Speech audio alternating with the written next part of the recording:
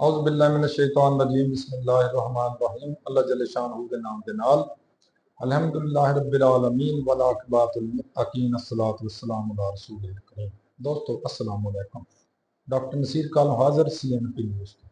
दोस्तों मैं कल सुन रहा सा खाजा बरादरान लाहौर वाले ते जिहड़े सियालकोट वाले साहबान वो फरमा रहे सन कि जज्जां दी तनख्वाहां इन्नियां वधा दित्तियां ने और ब्यूरोक्रेट जज लुट के खा गए ने मुल्क नूं, लेकिन कम कोई नहीं। अज मैं एक होर नवीं खबर सुनी सी कि जज्जां दे ਜਿਹੜੇ ਔਨ ਚੇਅਰ ਨੇ ਉਹਨਾਂ ਨੂੰ ਤੇ ਤਹਫਜ਼ ਦੇਣਾ ਹੀ ਦੇਣਾ ਨਾ, ਹੁਕੂਮਤ ਨੇ ਉਹਨਾਂ ਨੂੰ ਸਿਕਿਉਰਿਟੀ ਦਿੱਤੀ ਦਿੱਤਾਈ ਆ। ਜਿਹੜੇ ਰਿਟਾਇਰਡ ਜੱਜ ਨੇ ਉਹਨਾਂ ਨੂੰ ਵੀ ਸਪਾਈ ਦਿੱਤੇ ਜਾਣਗੇ, ਪੁਲਿਸ ਜਾਂ ਇਸਲਾਮੀ ਪੁਲਿਸ ਜਾਂ ਕੋਈ ਵੀ ਉਹਨਾਂ ਸਿਕਿਉਰਿਟੀ ਦਿੱਤੀ ਜਾਏਗੀ। ਔਰ ਅਗਰ ਉਹ ਫੌਤ ਹੋ ਜਾਣਗੇ ਉਸ ਤੋਂ ਬਾਅਦ ਉਹਨਾਂ ਦੀ ਬੇਵਾ ਨੂੰ ਸਿਕਿਉਰਿਟੀ ਦਿੱਤੀ ਜਾਏਗੀ। ਮੈਂ ਕਦੀ ਕਦੀ ਸੋਚਣਾ ਕਿ ਆਇਆ ਇਹ ਸਾਡੇ ਸਿਰਫ ਸਿਕਿਉਰਿਟੀ ਜਿਹੜੀ ਆ ਸਿਰਫ ਜੁਡੀਸ਼ਰੀ ਨੂੰ ਹੀ ਚਾਹੀਦੀ ਆ। एक SHO इत्थे लगा ना, फर्ज करो किसी भी जगह पर उन्हें अपने अद्धे पुलिस वाले अपनी सिक्योरिटी ते लाए होंगे आ। जो इन्होंने लोगों ने अपनी सिक्योरिटी ते ही बंदे लाई रखने आ तो फिर पब्लिक को सिक्योर किस तरह करनगे? देखो ना, अगर SHO नूं अपनी हिफाजत आ, DSP नूं अपनी हिफाजत आ, SP नूं अपनी हिफाजत दी पई आ, जज्जां नूं अपनी हिफाजत दी पई, सारी पुलिस ते लग गई इधर, तो फिर जनाब लोगों का मुहाफिज ते अल्लाह ताला की जात ही है ना। फिर तो अल्लाह ताला ते रहना सारी दुनिया ने भी जो कुछ हुंदा फिर भुगती जाणगे बेचारे। दूसरे नंबर पर जज्जां दे साडे सिक्योरिटी वाकई होनी चाहिए, तनख्वाह वाकई, क्योंकि बहुत ज्यादा तनख्वाह 25-25 लाख रुपया तनख्वाह वा, इस वास्ते सिक्योरिटी तो होनी चाहिए ना, खो के ना लै जाए। तो तीसरे नंबर पर है कि जिन्ना कर इंसाफ नेक नीयती ना दिंदे पए ने या मिलता पिया लोगों को, लोग पोतरियां दोतरियां तक जाके इंसाफ मिलता वे, वाकई इन्होंने सिक्योरिटी होनी चाहिए, क्योंकि बड़ा तेजी ना इंसाफ कर रहे। यही वजह ना कि साडा मुल्क दुनिया के अंदर 140 नंबर पर इंसाफ विच। अगों तुसीं अंदाजा लगा लो साडे जुडिशरी दे काम दा।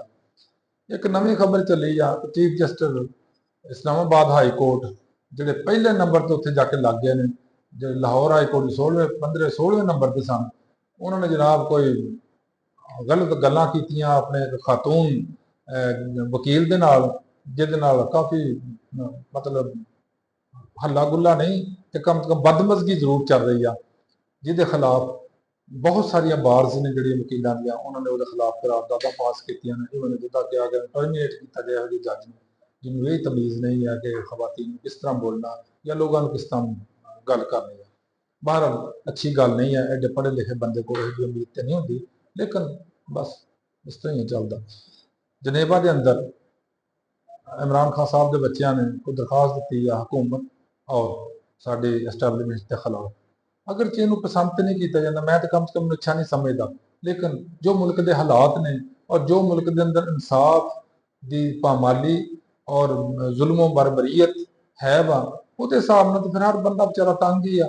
भुख ना लोग मर रहे ने, हड़ आ जाता, फ्लड रुड़ी जान डे, कुछ मसले मसाइल इन्ने ने लोगों के तुसीं अंदाजा नहीं कर सकते। तो फिर जिथे लोग इस कदर परेशान होंगे, उन्होंने इंसाफ ना मिलेगा तो कुछ नहीं होना नहीं। उस तो बाद आज शहबाज राणा साहब ने कोई वो है सन जर्नलिस्ट ने, उन्होंने सुनिया को परचे पुरचे उन्होंने देते वो खबर लगाई होंगी। देखो जी, अगर तो खबर गलत ने तो फिर तो परचे ठीक ने, अगर उन्होंने खबर सही लगाई ने तो फिर परचे देने वाले शर्म होनी चाहिए, इन्होंने सोचना चाहिए असं की कर रहे हैं। इस तरह समीना पाशा एक खातून जर्नलिस्ट भी और एंकर पर्सन भी सी। मैं वो वीला खुद भी बड़े सुने, बड़ा अच्छा साफ सुथरा बोलती है बेचारी, कोई किसी के खिलाफ खास तौर पर गल नहीं करती, बदतमीजी नहीं करती, बद अखलाकी नहीं करती, जो खबर होंगी या दे छड़ती है। लेकिन समझ नहीं आई, उन्होंने पहले नौकरी चो कढ़ाया, उस तो बाद वो बेचारी का अकाउंट बंद करते हैं। भुख मारन का इरादा वा इन्होंने लोगों का जो इकतदार च बैठे ने, लेकिन जो अज करना कल भुगतना भी इन्होंने। अच्छा, मोहसिन कियानी साहब ने एक फैसला दिता इस्लामाबाद हाई कोर्ट वाले हुकूमत ने कहा कि जड़े जड़े मिसिंग परसन ने उन्होंने लवाहकीन नूं 50-50 लाख रुपया पर हैड दिता जाए। हुण देखो दिंदे ने कि नहीं दिंदे, लेकिन फैसला तो उन्हें कर दिता। हुण साडी गौरमेंट को दो ही काम रह गए हैं। पहले सी इश्तहार गर्दी, यानी इश्तहार से अरबा रुपया जाया करते तो हुण भी करी जान डे, उत्ते अपने तस्वीर ला ला के ਗਵਰਨਮੈਂਟ ਦੇ ਸਾਡੇ ਪੈਸੇ ਜਿਹੜੇ ਟੈਕਸਾਂ ਦੇ ਇਕੱਠੇ ਹੁੰਦੇ ਉਹ ਉਦੋਂ ਜ਼ਾਇਆ ਕਰ ਦਿੰਦੇ ਤੇ ਲੋਕਾਂ ਕੋਲ ਫਿਰ ਭੀਖ ਮੰਗਣ ਤੁਰ ਪੈਂਦੇ ਨੇ ਠੁੱਠਾ ਲੈ ਕੇ। ਤੇ ਹੁਣ ਜਨਾਬ ਫੋਟੋਗ੍ਰਾਫੀ ਸ਼ੁਰੂ ਹੋਈ ਆ ਤੇ ਹਰ ਚੀਜ਼ ਦਾ ਤਸਵੀਰ ਲਾਓ ਤੇ ਲੋਕਾਂ ਗਰੀਬ ਲੋਕਾਂ ਦੇ ਜਿਹੜਾ ਹੈ ਜ਼ਮੀਰ ਉਹਨੂੰ ਚੁੱਕ ਕੇ ਲਗਾਓ। ਨਹੀਂ ਇਹ ਹੋਣਾ ਚਾਹੀਦਾ, ਮੁਨਾਸਬ ਵੀ ਨਹੀਂ ਹੈ, ਅੱਛਾ ਵੀ ਨਹੀਂ ਹੈ।